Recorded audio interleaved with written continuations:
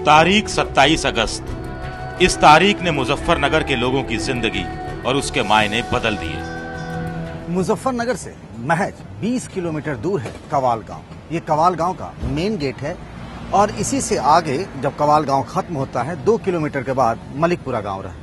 मलिकपुरा के रहने वाले थे गौरव और सचिन और कवाल के ही थे शाहनवाज। 27 अगस्त को यहाँ से कुछ ही दूरी पर करीब 500 मीटर की दूरी पर तीनों की हत्या हुई। पहले शाहनवाज की और फिर बाद में सचिन और गौरव की। और यहीं से शुरू हुई नफरत की लड़ाई।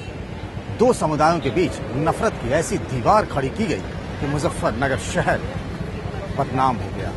कवाल हर वक्त जाग रहा है। दिन का उजाला भी रात के डरावने अंधेरे से कम नहीं।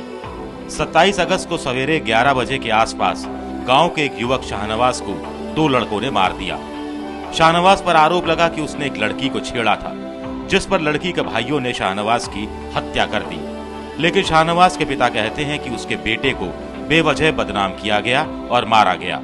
सच्चाई कितनी भी नहीं है, बिल्कुल झूठ, सफेद झूठ। ऐसा हमारा बच्चा कोई है ही नहीं जो लड़की से छेड़खानी करे या लड़कियों की तरफ देखे।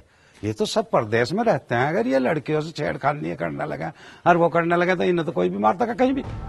शाहनवाज के पिता अपने जवान बेटे की तस्वीर सीने में लगाए बस रोते रहते हैं। 20 दिन पहले ही तो वो अपने घर लौटा था। उसकी हत्या का आरोप जिन 2 भाइयों पर लगा उन्हें भी भीड़ ने पीट पीट कर मार डाला। देखते ही देखते कवाल में एक ही जगह पर 3 हत्याएं हो गई।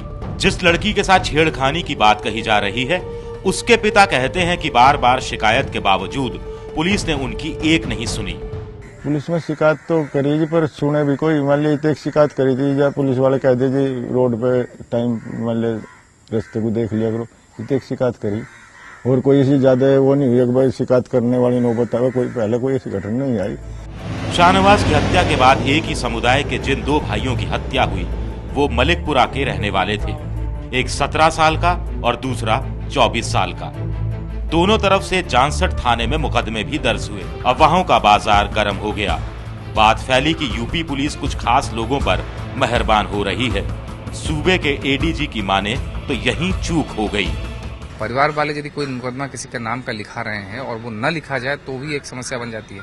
पुलिस को ये गंभीरता समझना चाहिए थी कि इसका ये इतनी प्रतिक्रिया होगी, तो विवेचना जल्दी करके जो भी था वो यदि वो फैसला बता देते कि ये सही है ये गलत है तो संभवतः बेटर पोजीशन हो सकती थी। 27 अगस्त को कवाल और मलिकपुरा के आसपास के इलाकों में माहौल गर्म रहा।